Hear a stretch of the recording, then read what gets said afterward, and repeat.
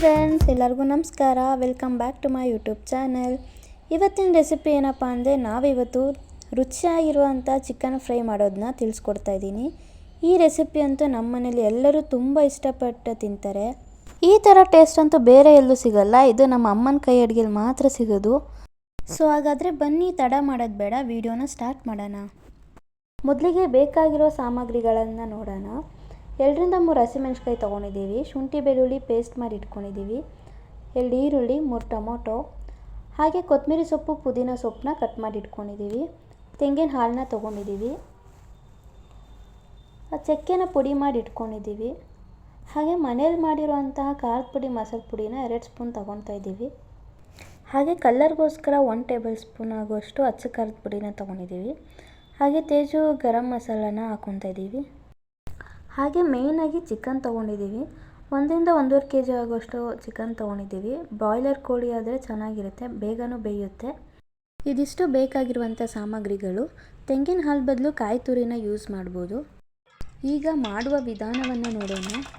ಮೊದಲಿಗೆ ಒಂದು ಬಾಣಲಿ ಇಟ್ಕೊಂಡು ಅದಕ್ಕೆ ಎಣ್ಣೆ ಹಾಕ್ಕೋಬೇಕು. ಆಮೇಲೆ ನಾವು ಹಚ್ಕೊಂಡಿರುವಂಥ ಈರುಳ್ಳಿ, ಹಸಿಮೆಣಸಿಕಾಯಿ, ಚಕ್ಕೆ ಪುಡಿ, ಶುಂಠಿ ಬೆಳ್ಳುಳ್ಳಿ ಪೇಸ್ಟ್, ಹಾಗೆ ಟೊಮೊಟೊನ ಹಾಕಿ ಫ್ರೈ ಮಾಡ್ಕೋಬೇಕು.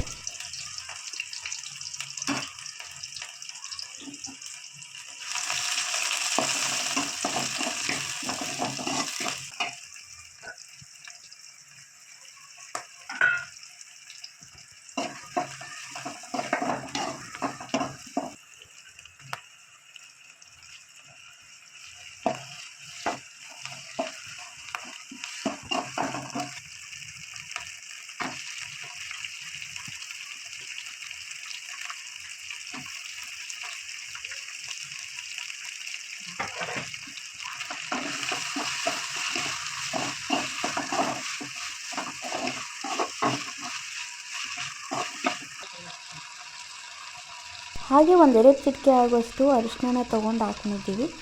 ಈಗ ಅದನ್ನು ನೀಟಾಗಿ ಫ್ರೈ ಮಾಡಿಕೊಂಡು ತೊಳೆದಿಟ್ಕೊಂಡಿರೋಂಥ ಚಿಕನ್ನ ಹಾಕ್ಕೋಬೇಕು.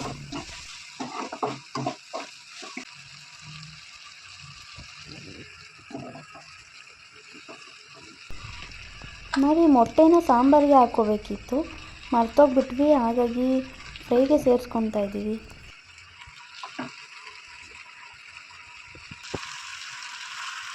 ಈಗ ಕೆಳಗಡೆ ಇರೋ ಒಗ್ಗರಣೆ ಎಲ್ಲ ಮೇಲುಗಡೆಗೆ ನೀಟಾಗಿ ಮಿಕ್ಸ್ ಮಾಡಿಕೊಂಡು ಚಿಕನ್ಗೆ ಸೇರಿಸ್ಕೊಬೇಕು.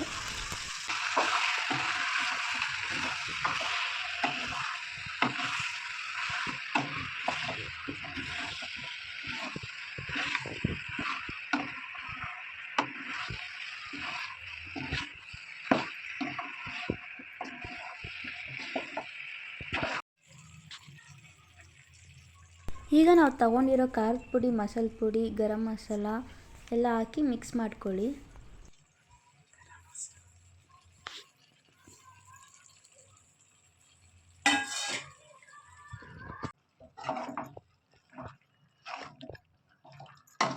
ಆದಷ್ಟು ಮೀಡಿಯಮ್ ಫ್ಲೇಮ್ ಇಟ್ಕೊಂಡೇ ಫ್ರೈ ಮಾಡಿ, ಯಾಕಂದರೆ ಚಿಕನ್ ಹಾಕಿದ್ಮೇಲೆ ತಳ ಹಿಡಿಯೋ ಚಾನ್ಸಸ್ ಜಾಸ್ತಿ ಇರುತ್ತೆ. ಗಟ್ಟಿಗಿದೆಯಾ ತೆಳ್ಳಗಿದೆಯಾ ಅಂತ ನೋಡಿಕೊಂಡು ನಿಮಗೆ ಎಷ್ಟು ಬೇಕೋ ಅಷ್ಟು ನೀರನ್ನ ಮಿಕ್ಸ್ ಮಾಡ್ಕೊಳ್ಳಿ.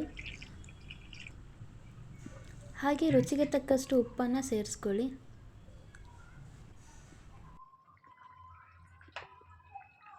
ಈಗ ಸ್ಟವ್ನ ಮೀಡಿಯಮ್ ಫ್ಲೇಮಲ್ಲಿಟ್ಟು ಒಂದು ಪ್ಲೇಟ್ ಮುಚ್ಚಿ ಒಂದು 10-15 ನಿಮಿಷ ಅದು ನೀಟಾಗಿ ಬೇಯೋವರೆಗೂ ಬಿಟ್ಬಿಡಿ. ಅದಾದಮೇಲೆ ಈ ಥರ ಕುದಿ ಬಂದಿರುತ್ತೆ.